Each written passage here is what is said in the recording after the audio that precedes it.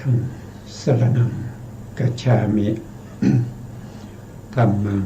สรณังกัจฉามิสังฆังสรณังกัจฉามิกราบนมัสการพระมหาเถระพัสสังฆาธิการ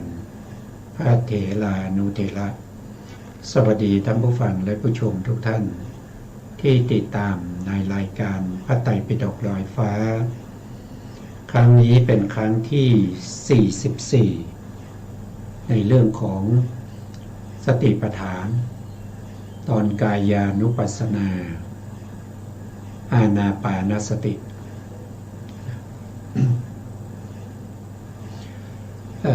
ครั้งที่แล้วเราก็พูดถึงเรื่องของวิปัสสนาภูมิวิปัสสนาภูมิมีอยู่6อย่างนะครับวิปัสสนาภูมิมี6อย่างก็คือได้แก่1ก็คือขันธ์5นะครับก็ขันธ์5 2ก็คืออายตนะ12นะครับ3ก็คือธาตุ18 4ก็คืออินทรีย์22เดี๋ยวอินทรีย์22แล้วก็5คือสัจจะ4แล้วก็6ก็คือปฏิจจสมุปบาทซึ่งปฏิจจสมุปบาทนี้เป็นเรื่องที่มีความสำคัญในพระพุทธศาสนานะครับเพราะว่าเกี่ยวข้องกับเรื่องของธรรมทั้งหลายที่เป็นเหตุเป็นผลต่อเนื่องสืบกันไปในชีวิตประจำวันของเราหลายภพหลายชาติก็เป็นอย่างนี้เกี่ยวเนื่องกับอดีตชาตินะครับแล้วก็มาในภพปัจจุบันแล้วก็ไปในภพหน้าพูดง่ายๆก็คืออดีตเหตุอดีตเหตุก็คือที่เราเคยทำมาแล้วในอดีต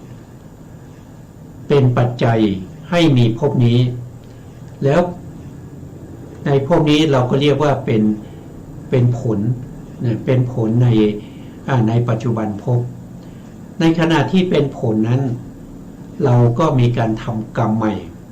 ก็เรียกว่าเป็นเหตุในปัจจุบันแล้วก็จะส่งผลไปในอนาคตก็คือภพหน้านะครับ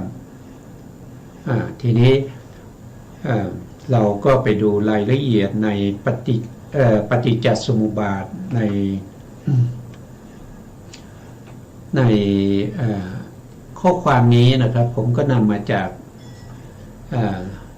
ากสุตตันตปิฎกและอัตถกถาคุตกนิกายคุตกนิกายอุทานอุทานเล่มที่เท่าไหร่ถ้านับพระไตรปิฎก91เล่มก็จะอยู่ในเล่มที่44นะครับ44เรามาดูในพระสูตรแรกเนี่ยก็จะชื่อว่าเป็นปฐมโพธิการว่าด้วยปฏิจจสมุปบาทเป็นอนุโลมก็คือเรียงไปนะครับเรียงลำดับจาก1ไป2ไป3ไป4อย่างนี้เรียกว่าอนุโลมแต่ถ้าเป็นปฏิโลมก็คือหมายถึงว่านับทวนกลับมาเช่น10 9 8 7 6 5 4 3 2 1อย่างนี้เป็นปฏิโลมเราตรงนี้เราไม่ต้องก็ไม่ใช่ไม่สนใจนะครับก็คือหมายความว่าเราจะได้ศึกษาถ้าเรามีเวลานะครับเราเอาในส่วนที่เป็นปฏิจจสมุปบาทองค์12ที่เกี่ยวข้องกับในเรื่องของวิปัสสนาภูมิของเรานะครับเราก็มาดูในตรงนี้นะครับข้อความตรงนี้นะท่านบอกว่าเมื่อสิ่งหนึ่งมีสิ่งนี้จึงมีเพราะสิ่งนี้มีสิ่งนี้จึงเกิดขึ้นนี่เป็นเหตุเป็นผลนะตรงนี้เนี่ยผม ผมก็จัด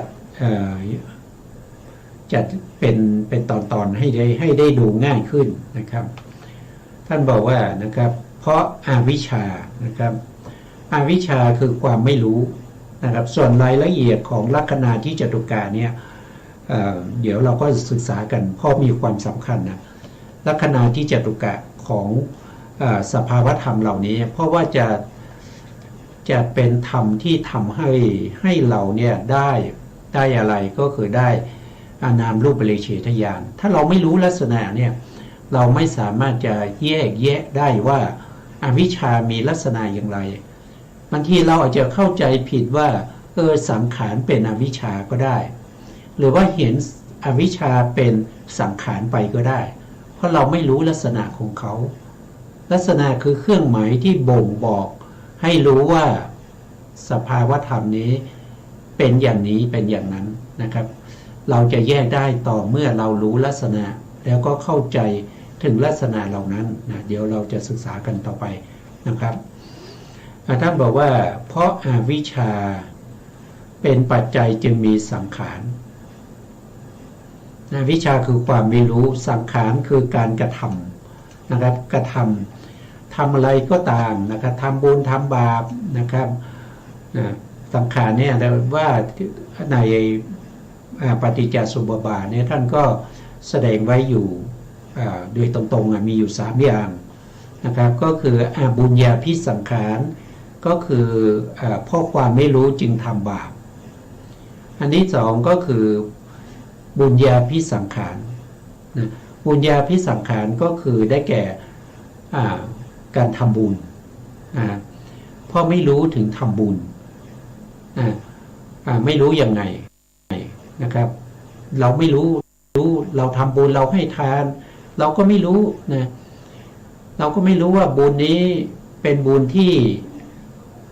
เป็นไปในวัฏฏะสงสารทำให้เราต้องมีการเวียนว่ายตายเกิดนะแต่ถ้าบุญนี้เราก็มาเกิดในกามสุขติภูมินะครับเกิดเป็นเทวดาหรือเกิดเป็นมนุษย์ที่เป็นมหาเศรษฐีมีความสุขอย่างนี้ก็มาจากผลของบุญใช่ไหมครับและอีกอันหนึ่งก็คืออาเนญชาภิสังขารอาเนญชาภิสังขารนี่ก็คือไปเกิดเป็นพรหมนะครับเป็นอรูปพรหมอันนี้ก็มีอยู่3อย่างนะครับโดยตรงนะครับแล้วต่อจากนั้นเพราะสังขารเพราะสังขารนี่เป็นปัจจัยนะครับเมื่อมีอวิชชาเป็นปัจจัยให้เกิดสังขารแล้วมันไม่ได้อยู่ตรงนั้นสังขารนี้ก็เป็นปัจจัยให้เกิดวิญญาณอีกนะให้เกิดวิญญาณอีกวิญญาณคืออะไรวิญญาณก็คือว่าโดยตรงก็คือได้แก่เขาเรียกว่าเป็นวิปากจิตเป็นวิปากจิตทั้งในส่วนที่เป็นปฏิสนธิการและก็ปวัติการวิปากจิต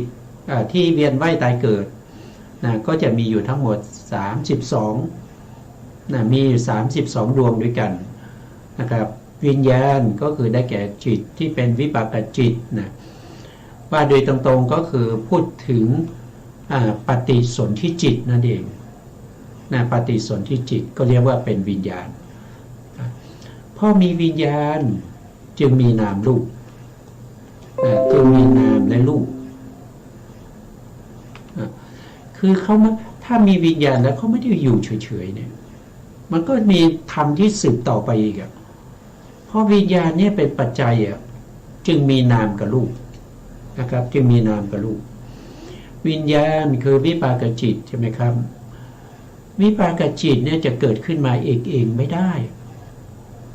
ก็ต้องมีนามเกิดร่วมด้วยนามนั้นคือได้แก่เจตสิกที่ประกอบอยู่ในวิปากจิตนะครับส่วนรูปก็คือกรรมชรูป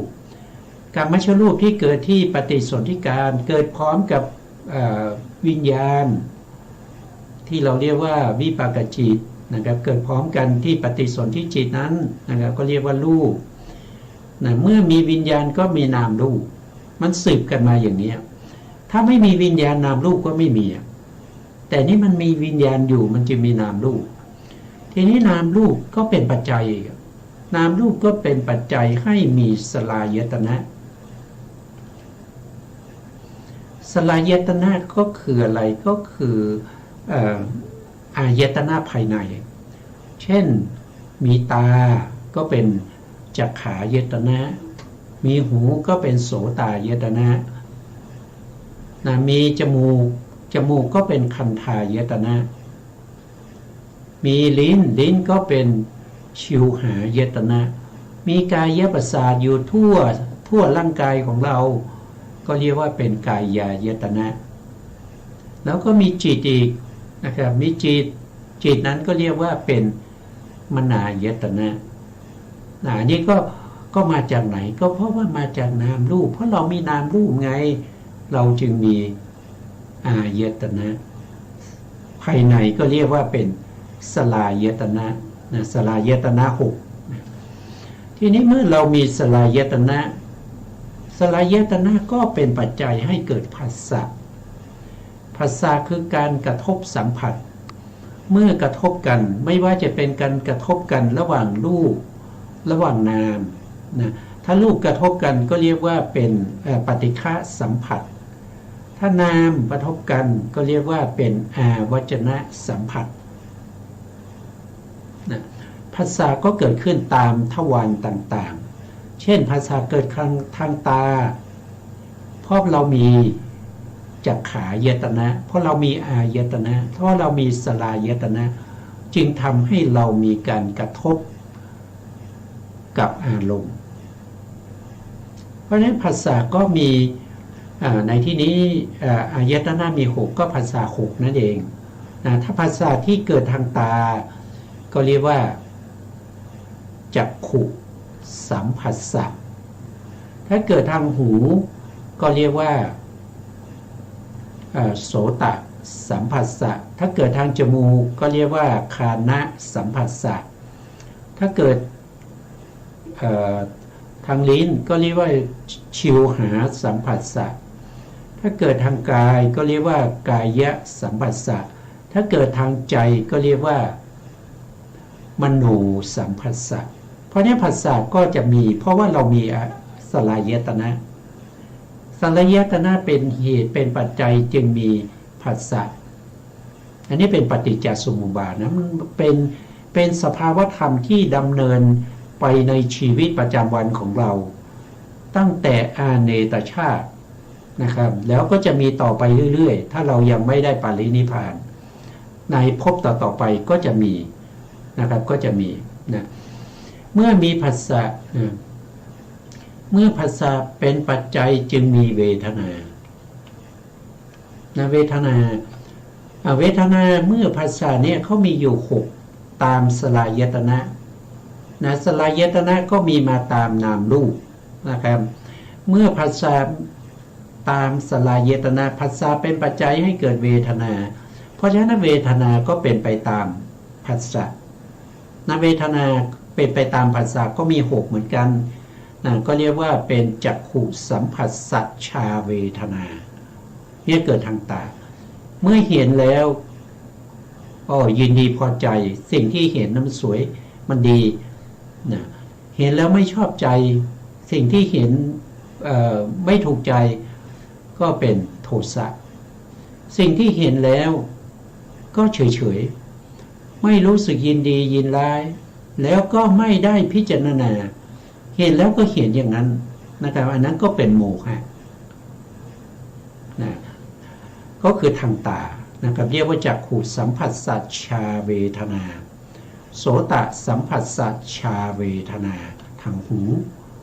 คานะสัมผัสสัจฉาเวทนาทางจมูกชิวหาสัมผัสสัจฉาเวทนาทางลิ้นชิวหาสัมผัสสัจฉาเวทนาทางลิ้นกายะสัมผัสสัจฉาเวทนาทางกายแล้วก็มโนสัมผัสสัจฉาเวทนาก็คือทางใจก็เวทนาก็เกิดขึ้นเมื่อมีเวทนาก็ไม่ได้อยู่เฉยๆไม่ได้จบที่เวทนา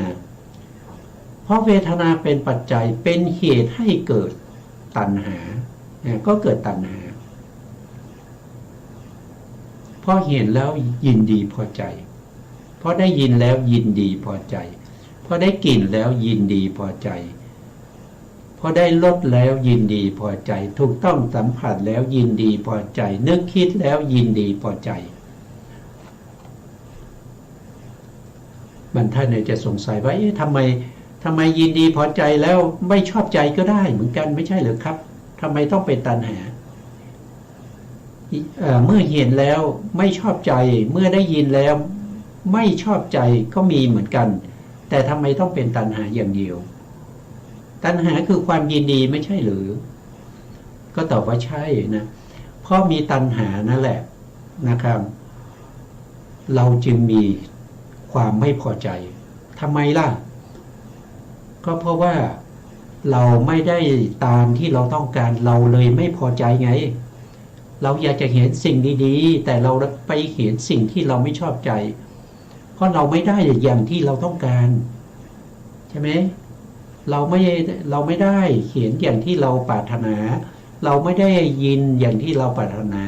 จึงเกิดความไม่ชอบใจเพราะฉะนั้นตัณหานี้จึงเป็นเหตุเป็นปัจจัยนะครับเป็นผลที่เกิดจากเวทนาเวทนาเป็นปัจจัยให้เกิดตัณหาเมื่อมีตัณหาแล้วมันก็ยังไม่จบนะครับตัณหาก็เป็นปัจจัยให้เกิดอุปทานอีกเกิดอุปทานก็คือความยึดมั่นถือมั่นเมื่อเราเห็นสิ่งที่ดีๆเราชอบใจเราก็แสวงหามาด้วยความถูกต้องตามกฎหมายไม่ผิดศีลธรรมหรือบางทีก็ไปได้มาด้วยการผิดศีลธรรมแต่ไม่ผิดกฎหมายแต่บางครั้งผิดทั้งกฎหมายผิดทั้งศีลธรรมผิดทั้งคุณงามความดีจริยธรรมทั้งหลายเอามานะครับเพราะอะไรก็เพราะอุปทานเราจะอยากได้เป็นของเราเพราะว่าเราชอบใจก็ไปเอามาแล้วก็ยึดมั่นถือมั่นในสิ่งที่เราได้มาเก็บไว้ไม่ยอมแบ่งปันให้คนอื่นไม่ยอมเสียสละใดๆก็เพราะว่าอะไรก็เพราะว่าเรามีตัณหาเรามีความยินดีพอใจในสิ่งนั้นเรามีอัศทาต่อสิ่งนั้นเราจึงไม่สามารถที่จะแบ่งปันให้คนอื่นใช้ได้เรายินดีพอใจจึงเกิดเป็นอุปทานเมื่อมีการยึดมั่นถือมั่นเป็นอุปทานเนี่ยนะมันเป็นกรรมเมื่อเรายึดมั่นถือมั่นยึดไว้นะหาวิธีป้องกันนะครับหาอุปกรณ์ป้องกันทั้งหลายนะครับมาป้องกันรักษาสิ่งที่เราชอบนั้นนะครับหนักเข้าก็ไปหาปืนหามีดหาอาวุธต่างๆนะครับเพื่อป้องกันไม่ให้ใครมาแย่งชิงไปอันนั้นคืออุปทานเมื่ออุปทานมีนะครับภพจึงมีภพจึงมีภพคืออะไรนะครับภพก็คือที่เกิดของสัตว์ทั้งหลายไงภพภูมิมีตั้ง31ภูมินะครับอบายภูมิ4มนุษย์1เทวดา6รูปภูมิ16แล้วก็อรูปภูมิอีก4รวมกันแล้วก็เป็น31ภูมิเป็นที่เกิดของสัตว์ทั้งหลายตามสมควรแก่ตัณหาแล้วก็อุปทานของสัตว์เหล่านั้นนะเมื่อมีภพที่เกิดที่อาศัยเป็นปัจจัยภพเป็นปัจจัยจึงมีชาติชาติก็คือการเกิดเป็นชาติอะไรเกิดเป็นชาติมนุษย์เกิดเป็นชาติเทวดาเกิดเป็นชาติเดรัจฉานเกิดเป็นชาติเปรตชาติอสุรกายชาติสัตว์นรกหรือว่าไปเกิดเป็นชาติแห่งพรหมเนี่ยก็คือการเกิดครั้งแรกนั้นเรียกว่าเป็นชาติการอุบัติขึ้นครั้งแรกเป็นชาตินี้มีขึ้นได้อย่างไรก็เพราะว่าเรามีภพไงถ้าไม่มีภพภพไม่มีไม่มีที่เกิดแล้วชาติจะมีได้อย่างไรเราจะเกิดได้อย่างไรนะครับ ต่อไปเมื่อมีชาติจึงมีชรานะครับจึงมีชราแล้วก็มรณะนะครับมรณะก็คือความตาย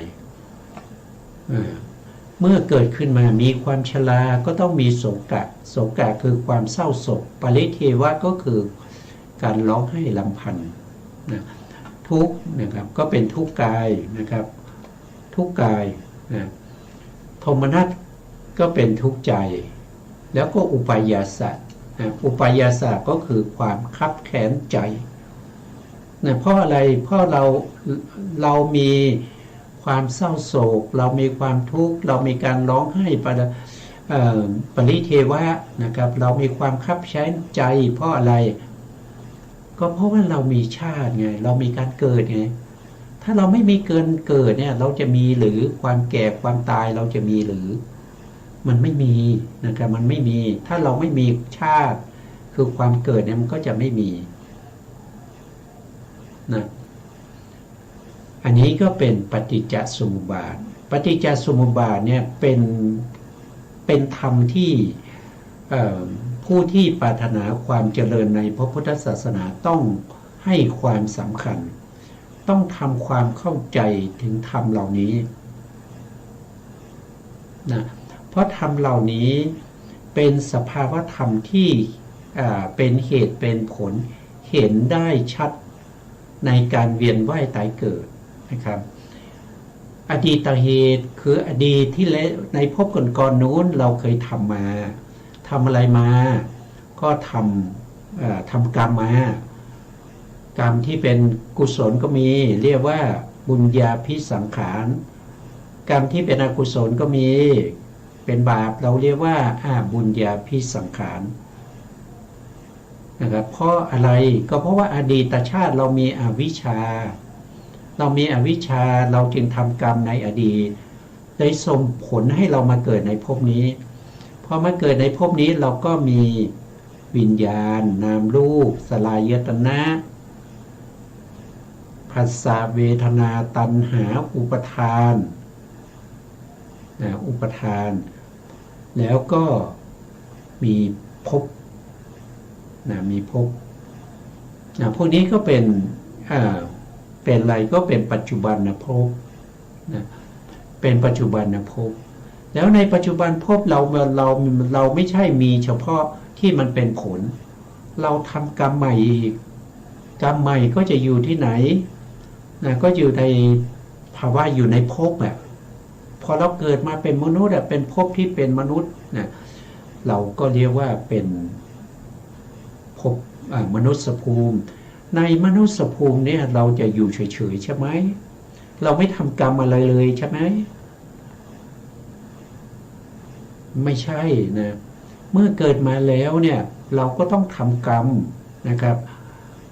ถึงแม้เราไม่ได้ขยับขยื่นร่างกายเลยเราก็ทำมโนกรรมนะครับมีความคิดฟุ้งซ่านไปในสิ่งนั้นสิ่งนี้อันนั้นก็เป็นกรรมเป็นมโนกรรมอยู่แล้วนะเราลุกขึ้นยืนก็เป็นกายกรรมเราเปล่งวาจาออกไปก็เป็นวจีกรรม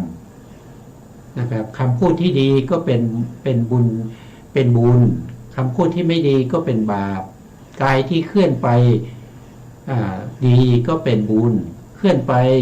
ไม่ดีก็เป็นบาปการนึกคิดในสิ่งที่ดีก็เป็นบุญในนึกคิดในสิ่งที่ไม่ดีก็เป็นบาปอันนั้นเป็นกรรมใหม่นะเป็นกรรมใหม่ในภพนี้นะแล้วกรรมใหม่นี้ก็จะนำพาไปเกิดในภพหน้าก็มีนะครับก็เป็นภาวะมีภพหน้าอีกแล้วนะเป็นภพภาวะนะเมื่อมีก็มีชาตินะภพหน้าเราก็จะต้องมีชาติอีกพอมีชาติชราก็ตามมามรณะก็ตามมาในภพหน้าก็มีอีกนะโสกาปริเทวะทุกขโทมนัสอุปายาสนี่ก็มีถ้าเรามีการเกิดมันก็ต้องมีเราเกิดที่ไหนเราต้องแก่ที่นั่นเราก็ต้องตายที่นั่นเราเกิดในภพไหนนะครับบุคคลใดเราก็ต้องแก่เราก็ต้องตายเราก็ต้องมีการทุกข์ต้องมีการร้องไห้มีความเศร้าโศกเป็นธรรมดา อันนี้เป็นปฏิจจสมุปบาทในปฏิจจสมุปบาทเนี่ยสิ่งที่เราจะทำลายเขาเรียกว่าหัวจักนะการที่เราจะละเนี่ยเราจะละมีอยู่สองอย่างเท่านั้นนะจำไว้ว่าเราไม่สามารถจะเป็นละชาติละภพอะไรพวกนี้ได้เลยนะสิ่งที่เราควรจะละนั่นคือตัณหานะครับตัณหาคือความยินดีพอใจในรูปรสกลิ่นเสียงทั้งหลายเราต้องละตัวที่เข้าไปยินดีติดใจนะครับเราเห็นแล้วเราชอบใจเนี่ยเราไม่ใช่ละตานะตาของเราที่ไปเห็นแล้วเรายินดีชอบใจเราไม่ได้ละตัวตาไม่ใช่ทำให้ตาบอดแต่เราต้องไปละตัวที่เราเข้าไปยินดีทำยังไงเราถึงละตัวเข้าไปยินดีได้อันนั้นก็คือได้แก่วิปัสสนานะครับสมถะแล้วก็วิปัสสนาสมถะเนี่ยละประเภทที่เกี่ยวกับเรื่องของกามนะครับเกี่ยวกับเรื่องของกามแต่วิปัสสนาเนี่ยละทั้งที่เป็นเรื่องของกามเรื่องของฌานด้วยวิปัสสนาจะละทั้งหมดนะครับถ้าเราเข้าถึงมรรคถึงผลเนี่ยคือละภพละชาติทั้งหมดเลยไม่ว่าจะเป็นกามภพรูปภพอรูปภพละได้ด้วยวิปัสสนาแต่โดยตรงเนี่ยละได้ด้วยตัวมรรคนะครับตัวตัณหาเป็นตัวที่เราจะละนะครับและอีกอันหนึ่งหัวจักอีกอันหนึ่งนั่นก็สำคัญนะครับนั่นก็คือได้แก่อวิชชาอวิชชานี้เราก็ต้องละนะเป็นสภาวธรรมที่เราต้องละเมื่อเราละอวิชชานะครับอวิชชาดับเนี่ยสังขารก็เกิดไม่ได้เพราะสังขารต้องอาศัยอวิชชาถึงจะเกิดได้เมื่ออวิชชาดับแล้วเนี่ยสังขารจะเกิดได้ยังไงเกิดไม่ได้เมื่อสังขารเกิดไม่ได้วิญญาณจะเกิดได้ยังไงเพราะวิญญาณอาศัยสังขารใช่ไหมครับเมื่อวิญญาณเกิดไม่ได้นามรูปจะเกิดได้ยังไงเพราะนามรูปเนี่ยอาศัยวิญญาณนะทีนี้นามรูปเมื่อไม่มีวิญญาณนามรูปก็ไม่มีเมื่อนามรูปไม่มีเนี่ยสลายตนะจะเกิดขึ้นได้อย่างไรเพราะสลายตนะต้องอาศัยนามรูปเป็นปัจจัยเพราะนามรูปไม่มีปัจจัยที่เป็นนามรูปสลายตนะก็เกิดไม่ได้เมื่อสลายตนะเกิดไม่ได้แล้วผัสสะจะมาจากไหนผัสสะก็มีไม่ได้นะครับเพราะว่าสลายตนะไม่มีเมื่อผัสสะไม่มีเวทนามาจากไหนเพราะเวทนาต้องอาศัยผัสสะนะเมื่อเวทนาไม่มีตัณหาจะมีได้อย่างไรเมื่อตัณหาไม่มีอุปทานจะมีได้ยังไงเพราะอุปทานอาศัยตัณหาเมื่ออุปทานไม่มีภพจะมาได้ยังไงเพราะภพนี้อาศัยอุปทานเมื่อไม่มีภพชาติจะมีได้ยังไงการเกิดจะมีได้ยังไงเมื่อการเกิดไม่มีชรามรณะโศกะปริเทวทุกขโทมนัสและอุปาญาตจะมีได้ยังไงเพราะมันไม่มีชาติมันไม่มีการเกิดมันมีไม่ได้นะครับนี่ก็เป็นเหตุเป็นผลนะเพราะฉะนั้นสิ่งที่เราควรละเนี่ยมีอยู่สองอย่างนะครับในปฏิจจสมุปบาทเขาเรียกว่าเป็นหัวจักรนะของสังสารวัฏนั่นคืออวิชชาและตัณหาเป็นธรรมที่ควรละเป็นธรรมที่ควรกำจัดเป็นธรรมที่ควรทำให้มันหมดไปให้มันสิ้นไปทีนี้เรารู้อย่างนี้นะครับเราก็ไปดูว่าปฏิจจสมุปบาทเนี่ยเขามีมาแล้วนะเขามีลักษณะที่จตุกะอย่างไรเขามีลักษณะที่จตุกะอย่างไรนะ เราก็มาดูนะครับเขาบอกว่าลัคนาที่จตุกะนะครับของสภาวธรรมที่เป็นไปในปฏิจจสมุปบาทอันนี้เรายังไม่ครั้งที่แล้วเราไม่ได้พูดถึงลัคนาที่จตุกะของปฏิจจสมุปบาทนะครับแต่เราพูดถึงเรื่องของขันธ์อายตนะในเรื่องของปรมัตถธรรมนะครับไปแล้วนะทีนี้เรามาดูรายละเอียดของลัคนาที่จตุกะในปฏิจจสมุปบาทนะครับท่านก็เรียนท่านผู้ฟังอีกครั้งหนึ่งนะครับว่าธรรมที่นำมาเนี่ยนะครับก็คือนำมาจากพระไตรปิฎกอัตถกถาในคุตกนิกายคัมภีร์อุทานเล่มที่44นะครับไม่ได้พูดเองนะไม่ได้พูดเองแล้วก็ไม่ได้นึกเอาเองนะครับมันมีในพระไตรปิฎกนะครับก็นำมานะครับนำมาเพราะว่าพระไตรปิฎกอัตถกถานี้เป็นธรรมที่พระพุทธองค์ได้แสดงไว้นะครับเพราะฉะนั้นเราไม่ได้พูดเองเราไม่ได้นึกเองนะเราไม่ได้ว่าเองนะครับก็ว่าตามพระธรรมวินัยนะครับในธรรมเหล่านั้นนะครับอวิชชามีความไม่รู้เป็นลักษณะเนี่ยเขาบอกลักษณะของอวิชชาด้วยนะก็คือมีความไม่รู้นะไม่รู้เป็นลักษณะนะเราไม่รู้อะไรก็ไม่รู้ในเรื่องของขันธ์ไงไม่รู้เรื่องของขันธ์ห้าไม่รู้เรื่องของอายตนะ12ไม่รู้เรื่องของธาตุ18อินทรีย์22ไม่รู้ในเรื่องของอริยสัจ4ไม่รู้ในเรื่องของปฏิจจสมุปบาทความไม่รู้เหล่านี้แหละที่เขาเรียกว่าเป็นอวิชชาเพราะงั้นอวิชชาจึงมีลักษณะว่าเป็นผู้ไม่รู้เป็นลักษณะแล้วอวิชชามีกิจยังไงท่านก็บอกว่ามีความหลงเป็นมีความหลงลืมนะอวิชชาเนี่ยมันจะหลงและลืมจำอะไรไม่ได้นะครับอันนี้คือกิจของเขาเมื่อเขาเกิดขึ้นอวิชชาเกิดขึ้นเนี่ยเขาหลงลืมหมดนะครับอะไรเป็นกุศลอะไรเป็นบุญอะไรเป็นบาปนะเขาจำไม่ได้เขานึกไม่ออกว่าทำอย่างนี้มันเป็นบาปทำอย่างนี้มันเป็นบุญเขาไม่รู้เรื่องนะเพราะอะไรเพราะมีอวิชชาแล้วก็มีการปกปิดเป็นอาการปรากฏนะปกปิดอะไรปกปิดสภาวธรรมปกปิดกุศลว่าเป็นกุศลปกปิดอกุศลว่าเป็นอกุศล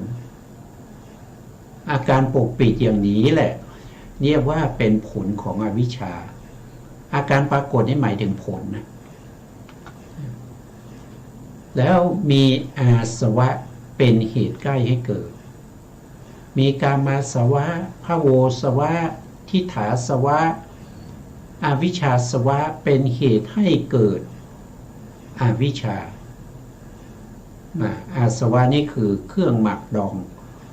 เหมือนกับการหมักดองสุราไว้นานๆนะครับเมื่อดื่มเข้าไปก็จะหลงลืมนะครับเป็นคนฟั่นเฟือนสติไม่มั่นคงอันนี้คือลักษณะ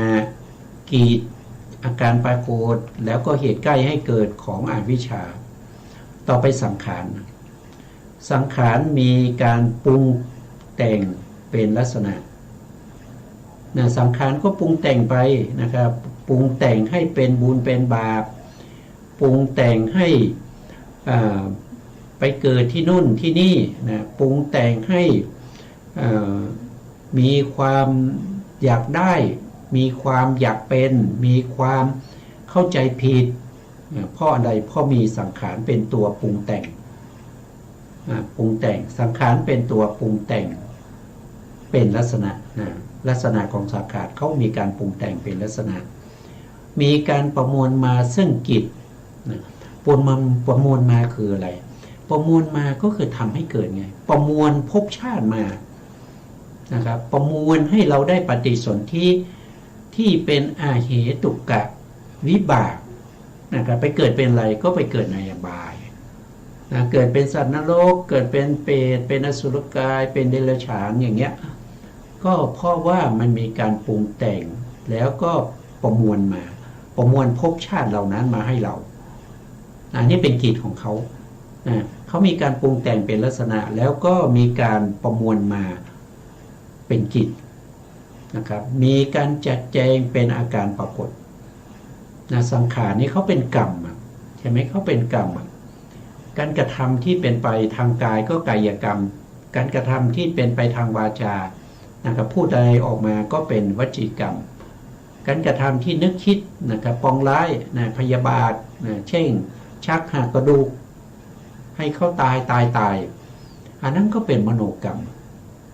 อันนี้เป็นมโนกรรมนะครับเพราะฉะนั้นเขาจึงจัดแจงมาเป็นอาการปรากฏจัดแจงมาทำไมจัดแจง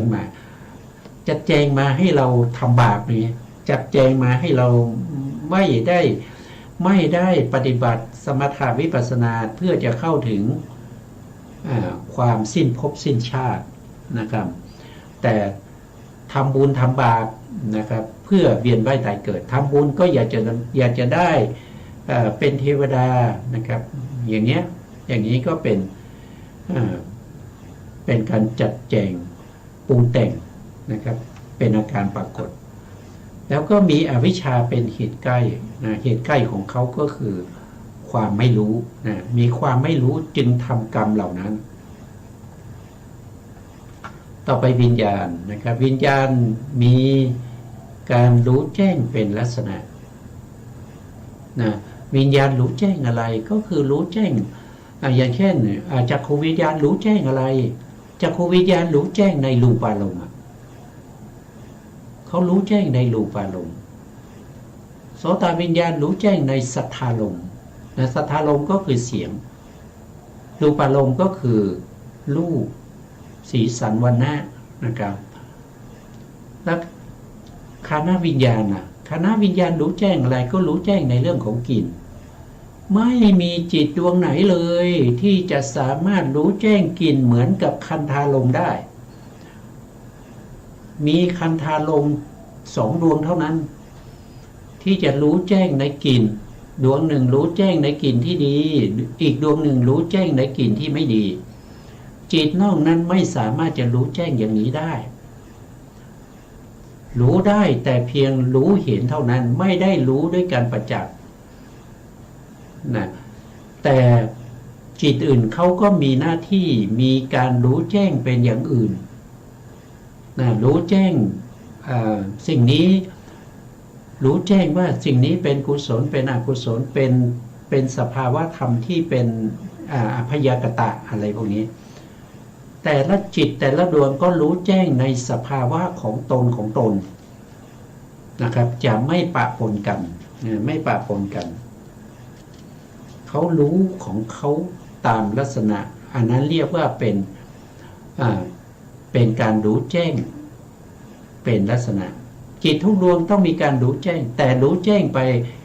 แต่ละอย่างแต่ละลักษณะนะครับไม่เหมือนกันนะครับถ้าเป็นปัญจทวารวิถีวิญญาณปัญจทวารวิญญาณก็รู้แจ้งในส่วนที่เป็นไปในตาในหูในจมูกในลิ้นในกายเท่านั้นนะเป็นลักษณะมีการเป็นหัวหน้าเป็นกิจนะครับเป็นหัวหน้าก็คือเป็นประธานเวลาเกิดขึ้นจิตหรือวิญญาณต้องเป็นประธาน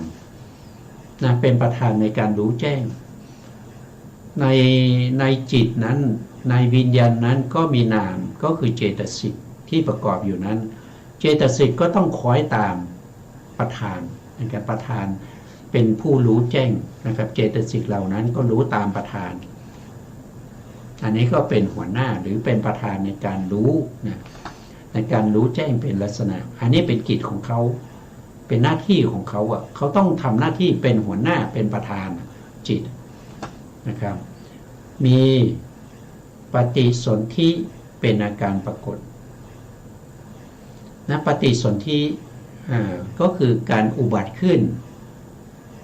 เป็นครั้งแรกในภพใดภพหนึ่งอันนี้เป็นหน้าที่ เป็นอาการปรากฏของวิญญาณจิตดวงแรกนะครับที่มาเกิดในภพใดภพหนึ่งนั่นนะดวงแรกที่มาเกิดนั่นนะเขาเรียกว่าเป็นปฏิสนธิจิตนะก็คือปฏิสนธิมีปฏิสนธิเป็นอาการปรากฏก็คือมาปรากฏในภพใหม่เป็นครั้งแรกนะบางคนก็มาปรากฏเป็นมนุษย์นะบางท่านก็ไปปรากฏเป็นเทวดาบางท่านก็ไปปรากฏเป็นสัตว์ในอบายอย่างเงี้ยการปรากฏครั้งแรกนะเราเรียกว่าเป็นปฏิสนธินะอาการปรากฏในภพนั้นเกิดขึ้นแล้วนะต่อไปมีสังขารเป็นเหตุใกล้หรือมีวัตถุและอารมณ์เป็นเหตุใกล้ให้เกิดนะวิญญาณเนี่ยนะครับก็มีสังขารเป็นปัจจัยสังขารเป็นปัจจัยให้เกิดวิญญาณหรือบางที่ก็บอกว่ามีวัตถุนะ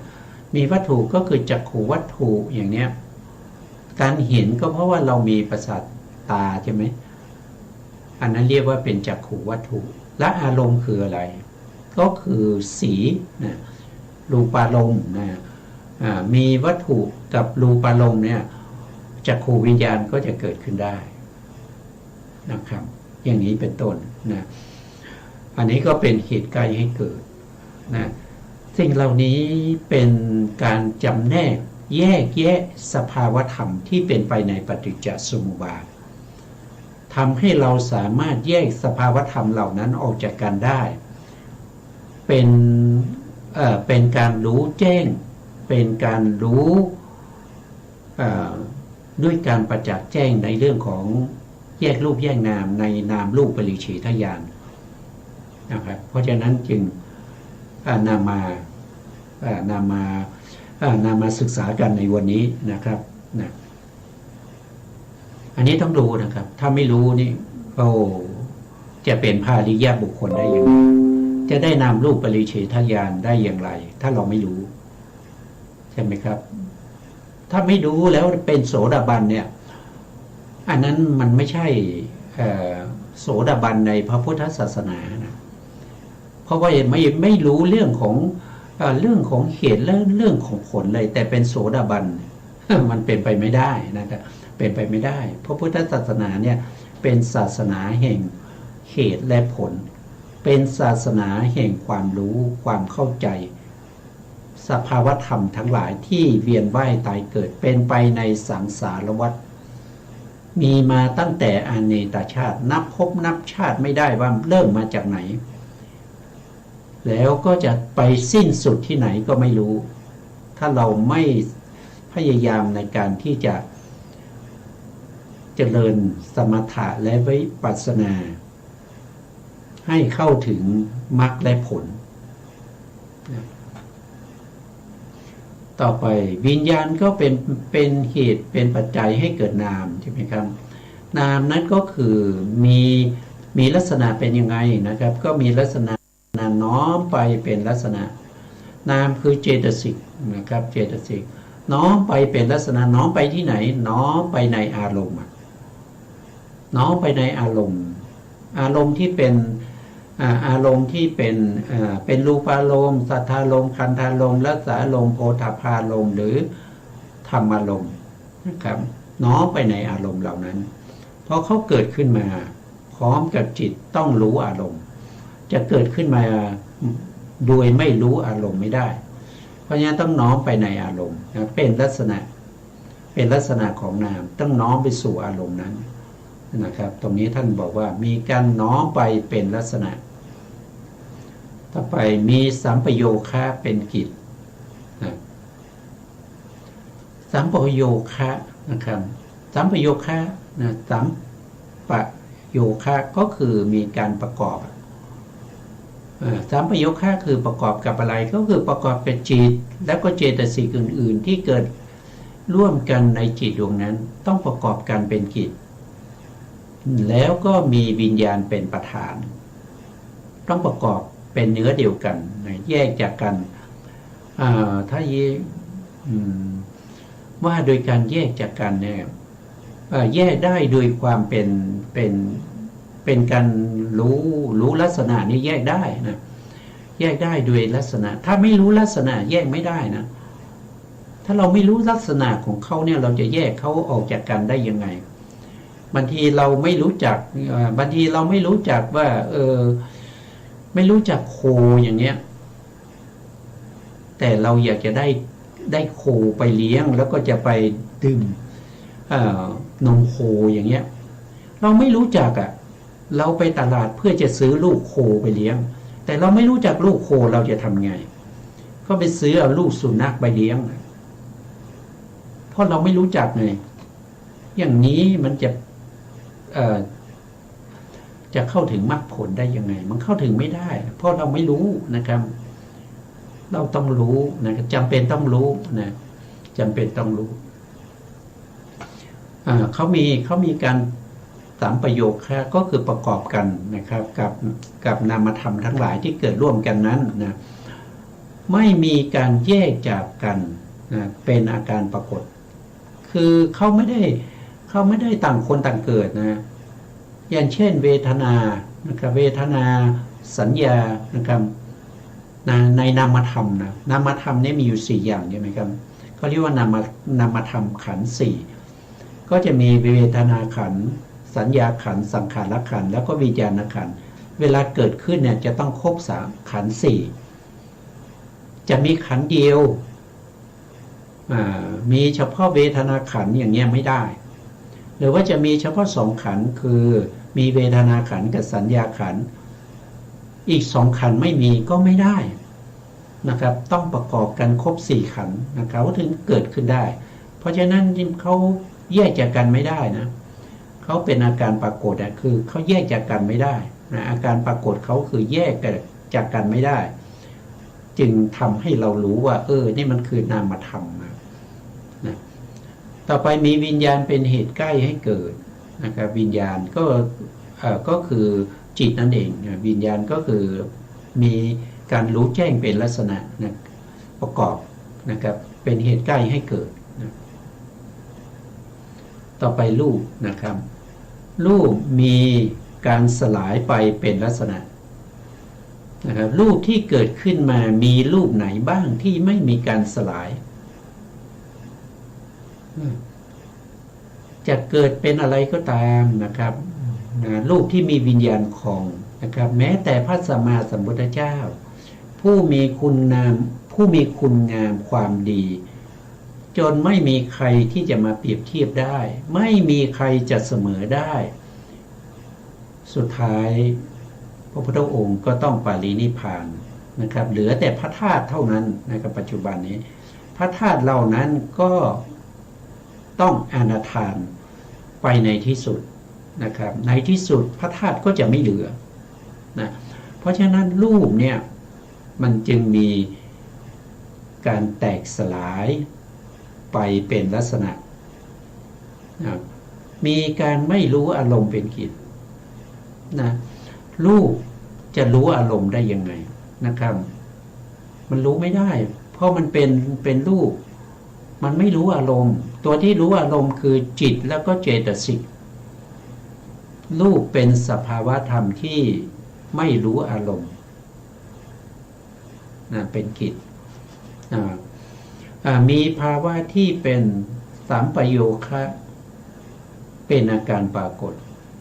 มีภาวะที่เป็นสัมปโยคะเป็นอาการปรากฏนะก็จะมี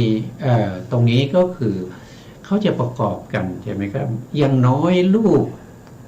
ที่เราเห็นอยู่มันต้องมีรูปอยู่8รูปประกอบกันเรียกว่าอันวินิโพคารูป8นะที่มีรูปที่จะมี5มี4มี3ไม่มีนะครับเพราะว่าอวินิโพคารูป8เนี่ยเป็นรูปที่แยกจากกันไม่ได้แล้วนะครับเขาประกอบกันอยู่นะแยกกันขาดจากกันไม่ได้นะนั่นก็เป็นอาการปรากฏตามประโยคคาของเขานะครับมีวิญญาณเป็นเหตุใกล้นะครับรูปปฏิสนธิวิญญาณจะเกิดขึ้นได้ในภพใดภพหนึ่งจะต้องมีโทษที ปฏิสนกรรมชรูปนะกรรมชรูปที่จะเกิดขึ้นในภพใดภพหนึ่งเนี่ยจะต้องมีปฏิสนธิวิญญาณนะครับถึงเกิดได้นี่ว่าโดยทั่วไปนะแต่ถ้าว่าโดยละเอียดเนี่ยมันก็จะมีมันก็เขาไม่เรียกว่าเป็นปฏิสนธิกรรมชรูปนะไม่เรียกว่าเป็นกรรมเป็นกรรมชรูปนะครับที่ไปเกิดในอสัญญสัตตภูมิมีแต่รูปอย่างเดียวนะอันนั้นเขาเรียกว่าเป็นชีวิตะนวกกลาศมีรูปอยู่9รูปนะครับที่เกิดในอสัญญตะอสัญญตภูมินะครับมีอยู่9รูปนะครับมีอยู่9รูปนะมีอวินิโพครูป8แล้วก็จะมีชีวิตตรูปอีกหนึ่งนะครับก็เป็น9รูปนะไปเกิดในอสัญญสัตตภูมินะไม่ได้มาเกิดในโลกมนุษย์หรือเทวดานะครับนะมีภพภูมิที่เกิดเฉพาะนะต่อไปก็จะเป็นสลายตนะนะสลายตนะมีการต่อนะครับมีการต่อเป็นลักษณะต่อยังไงนะครับก็คือต่อระหว่างธรรมอย่างเช่นสลายตนะที่เป็นจักขายตนะเนี่ยเขาจะต้องมีการต่อการประชุมหรือว่าเป็นบ่อเกิดตรงนี้ท่านใช้คำว่ามีการต่อนะครับท่านแปลมาว่ามีการต่อปกติก็แปลว่าประชุมก็ได้นะประชุมเป็นบ่อเกิดก็ได้นะครับเป็นลักษณะทีนี้ต่อกับอะไรล่ะสลายตนะอย่างเช่นจักขายตนะประสาทตาเขาต่อกันอะไรเขาก็ต่อกับรูปารมณ์เขากระทบกับรูปารมณ์เมื่อมีรูปารมณ์ใช่ไหมกระทบกับจักขุประสาทแล้วก็เกิดเป็นจักขูวิญญาณธรรมะ3อย่างนี้ประชุมกันเนี่ยก็จะทำให้สภาวธรรมเนี่ยเกิดต่อขึ้นมามากมายมีสภาวธรรมอื่นเกิดต่อขึ้นมาอีกนะเช่นอะไรนะครับเมื่อทำ3อย่างคือจักขายตนะกับรูปายตนะมนายตนะกระทบกันประชุมกันก็จะทำให้เกิดผัสสะไงเกิดผัสสะก็เป็นปัจจัยให้เกิดเวทนาเนี้ยมันก็จะสืบกันไปเรื่อยๆอันนั้นเรียกว่าเป็นอายตนะที่มีการต่อเป็นลักษณะมีการเห็นเป็นต้นเป็นกิจนะครับอย่างอันนี้ก็คือที่พูดไปแล้วนะครับก็คือมีรูปารมณ์มีจักขายตนะแล้วก็มีจักขูวิญญาณนะครับแล้วก็เกิดการเห็นอย่างเนี้ยอันนี้เป็นต้นนะส่วนทางหูก็ว่าไปนะครับว่าไปทางหูก็คือมีโสตประสาทกับสัทธารมณ์คือเสียงแล้วก็โสตวิญญาณนะครับก็เกิดการเห็นเป็นเกิดการได้ยินเป็นกิจมีภาวะเป็นวัตถุและทวารเป็นอาการปรากฏเป็นอาการปรากฏวัตถุคืออะไรวัตถุมีอยู่6อย่างนะครับมีอยู่6อย่างก็คือจักขุวัตถุก็คือประสาทตาโสตวัตถุก็คือประสาทหูฆานวัตถุก็คือประสาทจมูกชิวหาวัตถุก็ประสาทลิ้นกายวัตถุก็ประสาทกายแล้วมีหัตถยวัตถุอีกอันหนึ่งเป็นที่อาศัยเกิดของมโนธาตุแล้วก็มโนวิญญาณธาตุก็มี6อย่างแล้วก็ทวารก็มี6นะครับมีจักขุทวารโสตทวารฆานทวารชิวหาทวารกายทวารมโนทวาร